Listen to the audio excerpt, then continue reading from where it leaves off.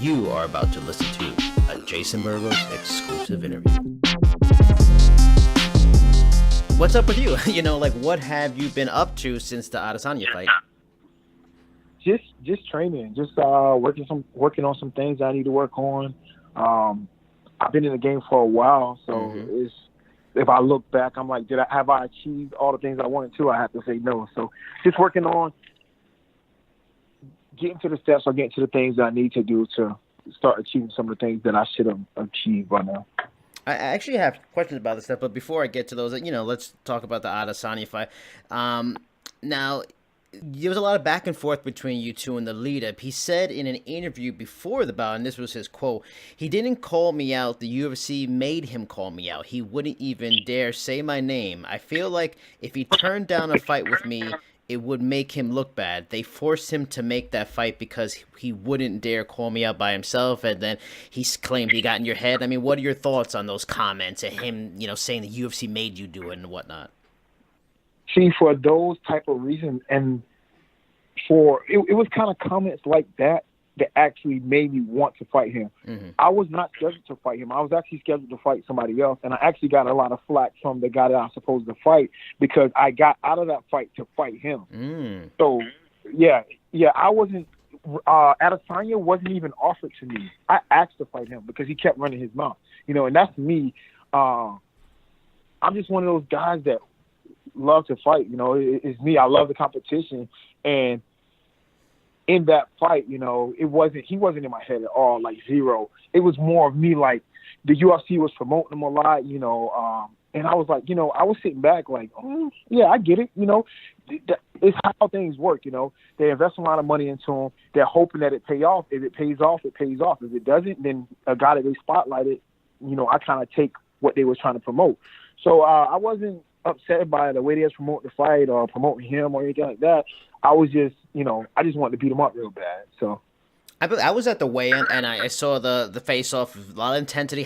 Like you said, you're a veteran. You've been around this game for a long time. How do you not get into that kind of stuff? And then he's like doing like the pistol gesture at your face and all those kinds of things. How do you fight that and keep within yourself and not kind of let things like that get into your head?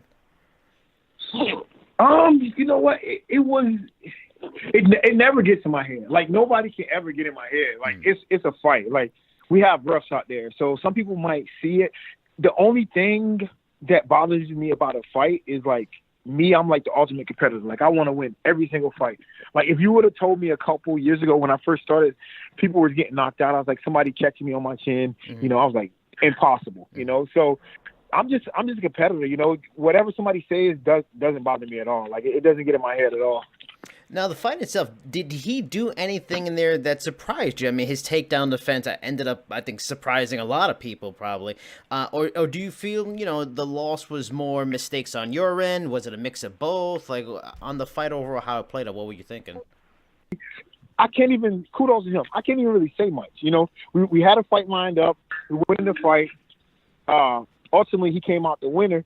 So at this point, I can't even really talk trash, but I was so pissed at myself, and I had to look back, and I looked back at my whole career, and the fight that I lost it was all me. Like, I keep beating myself is basically what it is. Like, I'm not getting beat by guys that are way better than me. I beat myself a lot. So, like I said, that's why I've been taking this time to really focus on those things and fix them. So, going forward, I'm coming right into my prime. Is that you're going to see some of my better fights. Now, 2017 was pretty good year for you. I mean, you lost to Anderson Silva, but many felt you won that fight. Then you followed that up with wins over Daniel Kelly, Lyoto Machida, both first-round knockouts. And then 2018, you entered as a legit contender. And then there's the losses to Jacare, Adesanya, turning 35, a few weeks back ago. Happy belated birthday to you. Is there frustration that now you have to climb the ladder again, to get to contention because you were so close once again? Or, like you kind of were just saying, like you're hitting your prime. Do you just feel like the fire rekindled again and you're willing to make that climb? Yeah, I'm willing to make that climb. It's funny because my whole career, it's always been a struggle of getting fights lined up. You know, you haven't had a whole bunch of people that are like, hey, I want to fight you. Yes, I'll fight you. You know, it's like the fights that I'll be left with those fights where it's like only top guys. And it's like the top guy is like, you know, I'm trying to get like a number 2 or 3 contender also. I don't want to fight Derek. You know, he's about 5, 6, 7, you know, 8, whatever. So that's kind of where I'm at, you know, just trying to get a fight lined up and just working for that next one. But I think for sure, well, I know for sure that I'm entering my prime and I'm starting to actually progress and pick up things that I really wasn't good at, that I was just kind of like athletic and kind of like just me, but I'm actually learning, you know, getting a lot of skills currently. Now, I've watched you since Strikeforce, and you're one of the more gifted athletes there has been at middleweight over the last decade. You have all the talent to be a champion. I mean, you came close to contendership before the Jacare fight, like I mentioned, and then, you know, the Adesanya stuff. You lost to Whittaker after having a 5-fight win streak, so you're again real close to contendership. You know, you mentioned you beat yourself. Is part of like the difficulty of the situation sometimes just bad luck? Is the sport just weird in that way that, you know, anything can happen? You know, is that part of it? And since then, you know, you mentioned you're in your prime, you're feeling better. Because honestly, you were better in the UFC than you were in Strikeforce as you get older. Is the sport a kind of a thing that, like a Robbie Lawler or Adesanya says, you get older age, that you know, what makes you feel you are hitting your prime even though you are 35? It's just because I haven't lost speed. You know what? Over all these years. So when I first started, I was super huge. Like I had a physique. I had a crazy physique. Like I was just as big as Romero, and I was like 3 inches taller than him, and probably like 5, 6 inches longer. Like I was looking at pictures, and I started getting ready for these 5-round fights. And when I was so big, starting out my career, I'd get into the fights, and I would either run somebody over, you know, or I would go into a decision. And after the decision, I'd be like, oh, you know, I'm really tired. So I started, you know, talking like, okay, well, I started thinking like, okay, well, I need to stop lifting as much and start doing more cardio so I can get ready for the 5-round fights, because that's what I was looking at. You know, like you said, that 5-fight winning streak, it was starting to be like main events and, you know, 5-round fights. So I started like doing more circuits and I stopped lifting. So I went like 2 years without lifting. And that's like one of my biggest things. Like whenever I'm a power wrestler, if I grab somebody, they're going down. So I started getting it. Like when I fought Anderson Silva, I shot in on him like, I don't know, maybe like 8 or 9 times. And he defended like 6 of them. And it was like, I would get in, and getting in is like the hard part when it comes to wrestling. Right. Finishing is like the easier part. And I was getting in and I wasn't finishing, you know, and then I'm kind of like thinking nothing of it, going through the fight. And then I keep going forward and I get to, you know, Israel fight, and I look back and I'm like, I just beat myself like this. I was disgusted. I was in so many times on like body locks and single legs, and that's my whole wrestling. Like I finished those like 95, 99% of the time. Like I said, getting in is the hard part. And I'm getting in on these shots, and what I look back and I'm like, you know, okay, when you're lifting weights, you're struggling, you're straining, you're like getting this weight off you. If you don't get the weight off you, it's going to sit on your chest. Right. So that's the same thing as wrestling. When you grab somebody's leg, if you're not lifting, if you're not going to get it, then you're not going to finish the takedown. I was hanging out in positions too much, and I'll get into wrestling, you know, people around me, and people would train with me like locally, and they're like, oh, I'm training with Derek Brunson. So like they'll go at me, and like I'll get in the clinch, and I'll just kind of hang out like, oh, you can't take me down. I'll wait till you make a mistake, and then I'll just trip you to your back or whatever. And I get into these fights, and these guys are like game opponents. They do not want to get taken down. They are running. They are, you know, doing everything they can. Right. And so it's just a matter of changing those small things up where, you know, I can't hang out in position. I got to go get the takedowns, or I can't, you know, do certain things. I can't explode in and try to just run people over. I got to like slow down and like be a part of the fight, you know.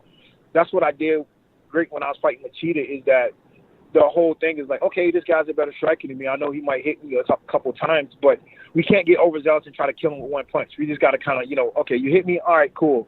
Get back on the outside, set it up, you know. So I just have to approach all of my fights like that going forward, and that's one of the things that I'm really focused on doing. Now you mentioned changes, and Sherdog has you listed as at Jackson Wink. One, first, are you still there? And two, I've talked to fighters in like the last few months, for example, Sad Awara and Liam McGear from Bellator, that made the point it's worthwhile to move around from camp to camp, especially if you're a veteran. It's good to get different looks, partners, coaching ideologies. Are you still at Jackson Wink? Have you moved around camps in the last few years at all?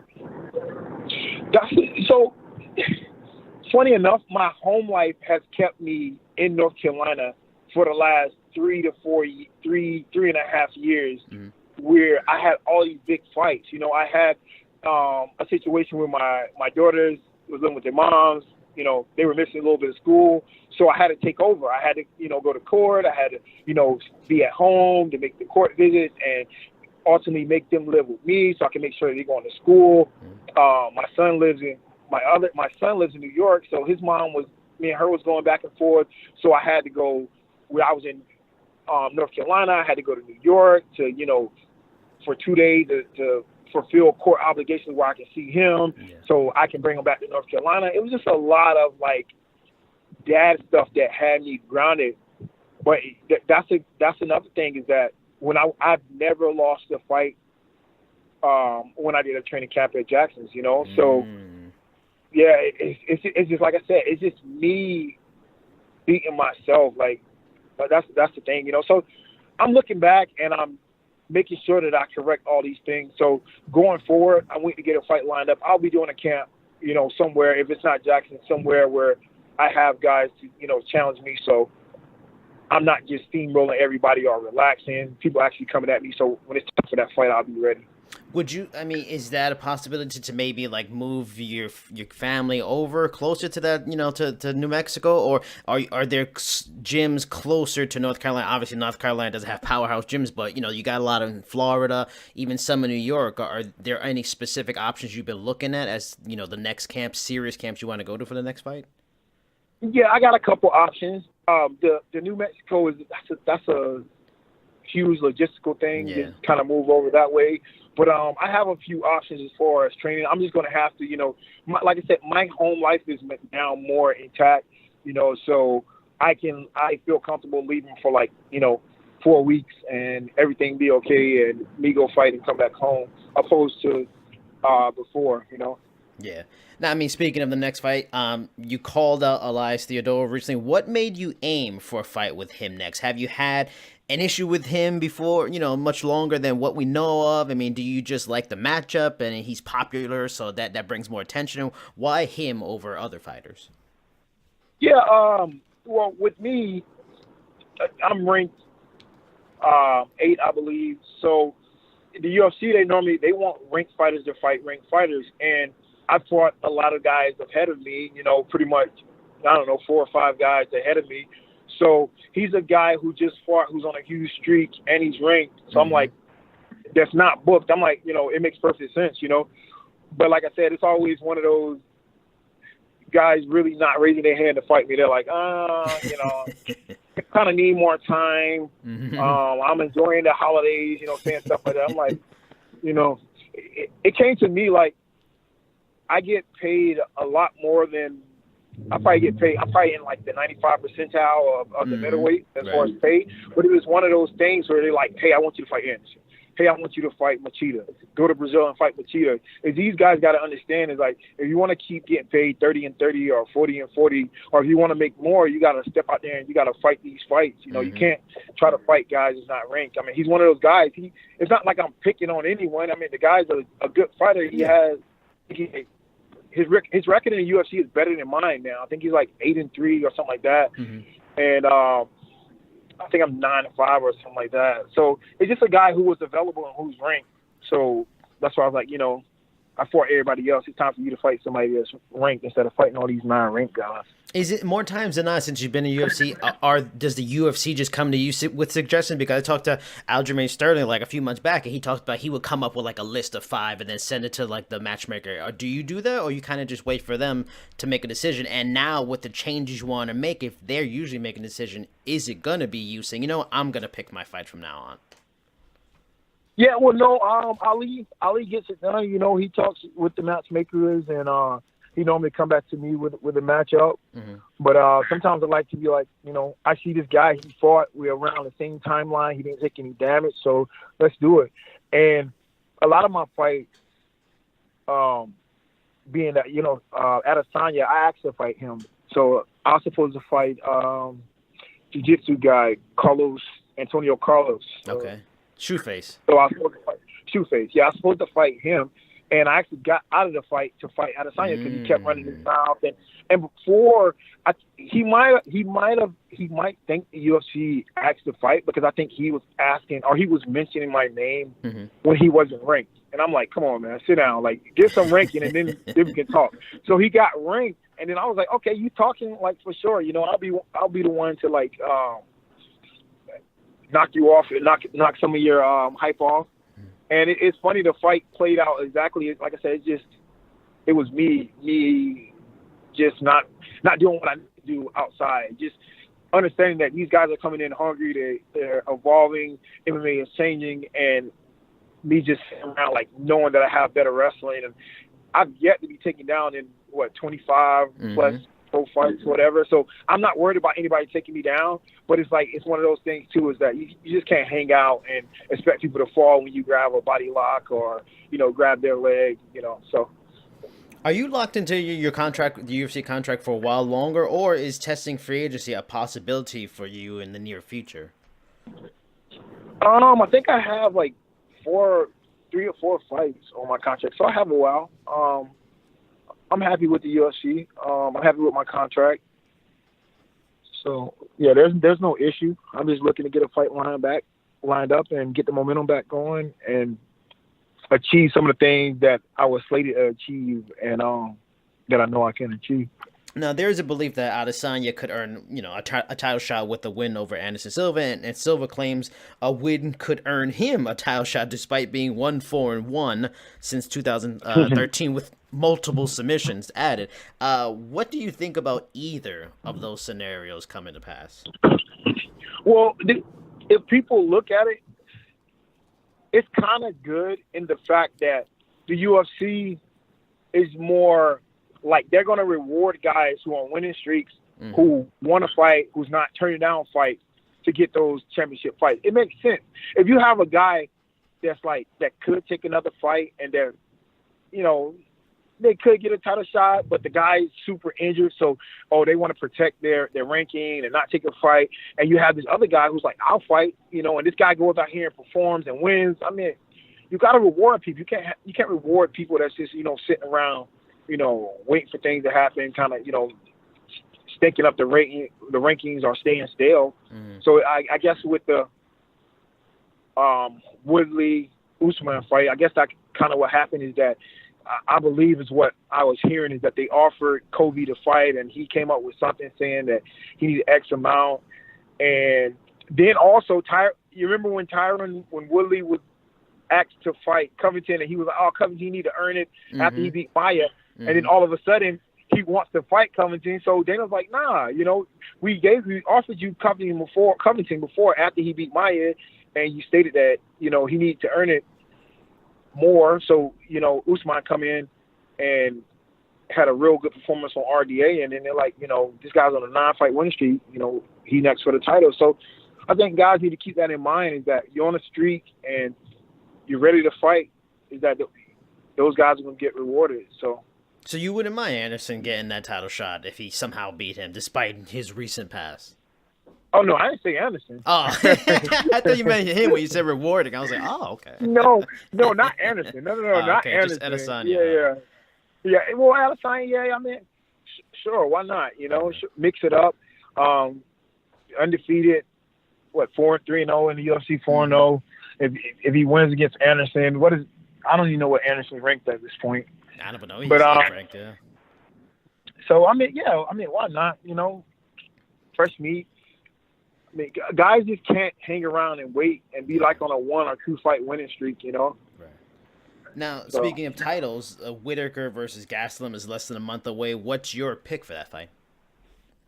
That's a tough one to call, man. They're kind of the same fighters. That's another fight. It's funny because 2 other guys, like Romero fought for the title. Yeah, Romero fought for the title twice or once. Right? Twice. Yeah. They had that was Whittaker's last fight, the rematch. Right, but that's a guy. He fought for the title. I mean, I was whooping Romero like. Yes, you were. I remember that fight. It was ugly. I mean, and that's I slapped myself. I'm like, man, like you just. It's just some fights. It's not like I don't get in my own head or I'm not nervous or I'm not. It's just sometimes how like you play roulette or you play poker. You're like, I'm gonna go all in right here. You're like looking around. You're like, I got some bullshit. I don't have nothing. I hope you don't call me. Yeah. It's kind of one of those things I've been doing in fights. Like it's like, oh, I hope you don't call me. Like I'm gonna go run up like Whittaker fight. When me and Whittaker fought.